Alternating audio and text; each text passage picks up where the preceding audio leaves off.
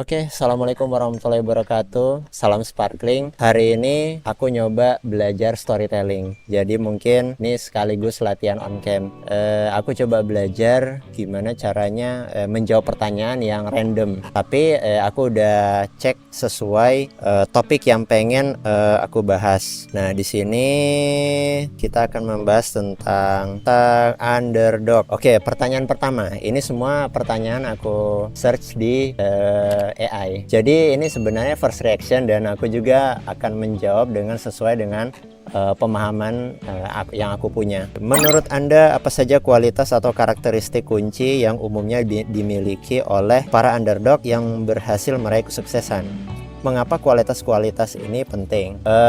Sebelumnya itu aku pernah cek di artikel-artikel tentang underdog itu sebenarnya apa sih? Mungkin aku jelaskan dulu. Jadi underdog itu suatu kelompok, kaum, atau mungkin perorangan yang dia itu sukses memenangkan sebuah tantangan, tetapi dari cara-cara yang tidak diduga-duga, dari situasi dan kondisi yang ya intinya dia menemukan cara yang tidak terpikirkan oleh orang lain. Itu underdog itu seperti itu. Kalau teman-teman nonton film anime One Outs, itu ada satu karakter namanya Tokuchi Toa. Nah, dia berhasil membawa tim-tim yang lemah itu menang di setiap pertandingan baseball. Nah, yang menarik adalah ada suatu pertandingan yang mereka itu menang bukan gara-gara ini jumlah skornya lebih tinggi, tapi karena kondisi cuaca. Nah, karena kondisi cuaca yang tidak memungkinkan, itu memutar balik keadaan sehingga mereka itu jadi ada peluang yang membuat mereka itu menang. Intinya pertandingan baseball tersebut jadi dibatalkan,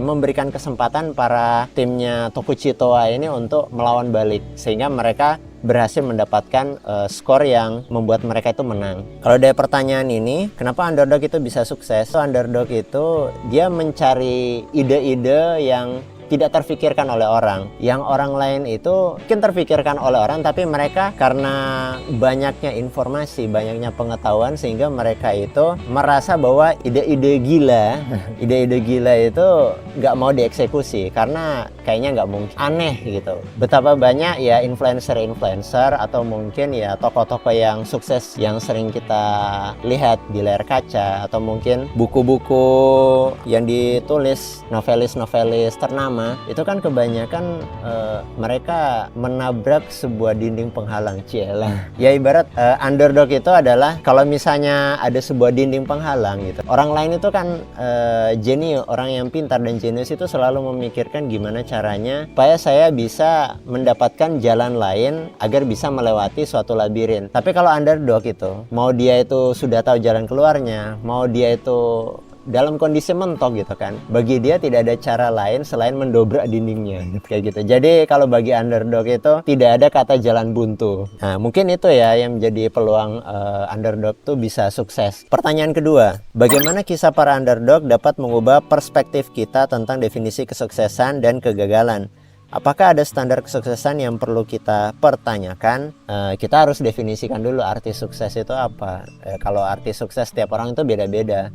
Kalau aku sebagai seorang muslim, ya sukses itu adalah mampu untuk menyelesaikan suatu problem. Sama kalau ditanya apa makna bahagia bagi Zunun Sulaiman, mesti itu jawabannya sama gitu kan, bisa menyelesaikan problem. Karena kita hidup di dunia itu untuk menyelesaikan suatu problem. Tantangan itu selalu ada. Jadi kalau mau sukses gitu, jangan gagal. Ya maksudnya kalau ada tantangan ya dihadapi, ada masalah ya diselesaikan. Apa peran kegagalan dan penolakan dalam perjalanan seorang underdog? Bagaimana mereka belajar dan bangkit dari pengalaman tersebut? Underdog itu berani mencoba. Contohnya, jujur ini konten pertama dan ya dicoba Zunun Sulaiman on cam. Nanti hashtag Zunun on cam. Ya maksudnya ini kan belajar storytelling dan aku mencoba untuk ngomong di depan kamera karena memang cuma ini satu-satunya cara, tidak bisa ditiru sama AI. Walaupun nanti videonya bakal aku cut, aku bakal potong bagian yang keliru-keliru gitu karena ngomongku itu agak sedikit